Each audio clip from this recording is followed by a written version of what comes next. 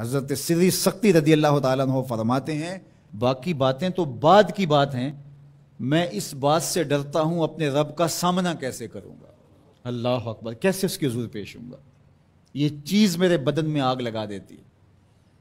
احکم الحاکمین کا دربار ہو تو کیسے اس کے روبرو میں حاضر ہوں گا۔ اور حضرت اقبال 2 قدم آگے بڑھ کے ایک جملہ بولنے لگے، کہتے ہیں لوگ اس بات سے ڈرتے ہیں کہ رب کا سامنا کیسے کریں گے، میں تو اس بات سے ڈرتا ہوں رسول اللہ کا سامنا کیسے کروں گا۔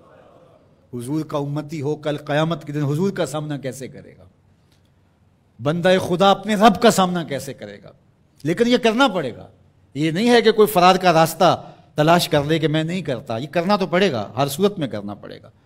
بلکہ ایک حدیث پاک میں آتا ہے قیامت کے دن جب لوگ اس کے روبرو پیش ہوں گے تو اللہ بندے کو اپنے حضور سے ہٹنے نہیں دے گا جب تک 4 سوال اس سے پوچھ نہیں لیتا۔ ان عمرہ فیما افنا ہو، اس سے پوچھا جائے گا عمر کہاں گزاری۔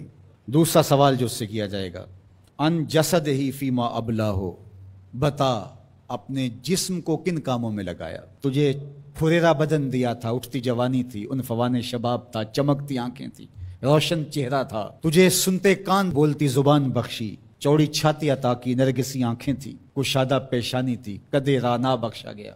جب تو چلتا تھا تو تیری رفتار سے غزال خطابی شرمندہ ہوتے تھے، تیرے لہجے کا بانک پن، تیری زندگی کا جمال، تیری چڑھتی جوانی، تجھے دی گئی طاقتیں، صلاحیتیں، بتا تو نے اپنے جسم کو کس راہ میں لگایا، اللہ کے حکموں کی تعمیل میں۔ تیرا جسم کمان کی طرح رکوع کی صورت میں جھکا، کیا تو اس کی حضور سجدے میں گیا، تو چل کے مسجد کی راہوں کا مسافر بنا یا نہیں بنا۔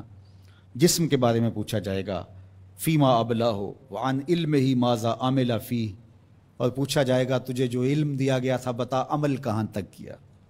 صرف تقریریں ہی تو نہیں کی، لوگوں کو سمجھاتا رہا اور خود کورے کا کورا رہا، لوگوں کو عمل کی دعوت دیتا رہا اور اپنا من گندا اور میلا ہی رہا، لوگوں کو تلقین کرتا رہا لیکن خود اس پر عمل پیرا ہوا یا نہ ہوا۔ چوتھا سوال جو بندے سے کیا جائے گا وَعَن مَالِهِ مِنْ أَيْنَ اكْتَسَبَهُ وَفِيمَا أَنْفَقَهُ، بتا مال کمایا کیسے اور یہ بھی بتا مال خرچ کہاں کیا۔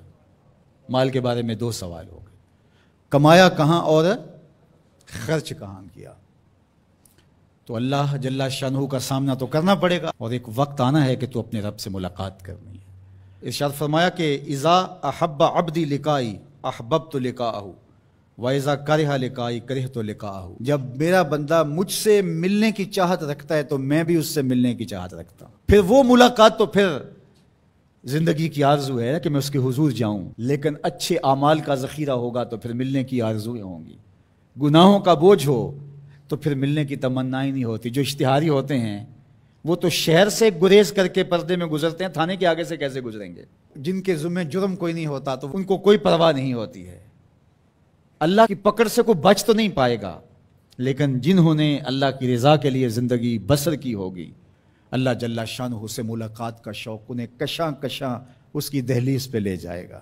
تو کہا یا ایھا الانسان انک کادح الی ربک کدحا فملاقی، تو اس سے ملاقات تو کرنے والا ہی ہے، کرے گا تو صحیح، لیکن ملاقات کی کیفیت کیا ہوگی، حالت کیا ہوگی، صورت کیا ہوگی، اب یہ تیرے اعمال کے مطابق تجھے پتہ چلے گا کہ تو کہاں کھڑا ہے۔ تو اپنی مختصر زندگی کو مالک کی راہوں پہ ڈال دیں۔ یہ زندگی ایک بار ہی ملی ہے، دوبارہ نہیں ملنی۔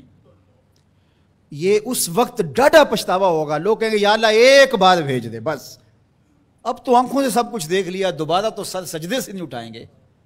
کہا تجھے بھیجا تھا، پیغمبر بھی بھیجے تھے، کتابیں بھی اتاری تھی، روز مرتے ہوئے لوگ تیرے سامنے تھے، اٹھتے ہوئے جنازے تیرے سامنے تھے، پھیلے ہوئے قبرستان، ڈوبتا ہوا سورج، یہ عارضی دنیا کے کتنے نقشے تمہیں دکھائے لیکن تو پھر بھی نہ مانا۔ اب دوسرا موقع نہیں ہے۔ یقول یا لیتنی قدمت لحیاتی، وہ کہے گا کاش میں اس زندگی کو اس زندگی کے لیے آگے بھیج دیا ہوتا، لیکن پھر سوائے پچھتاوے کے اور کچھ نہیں ہوگا۔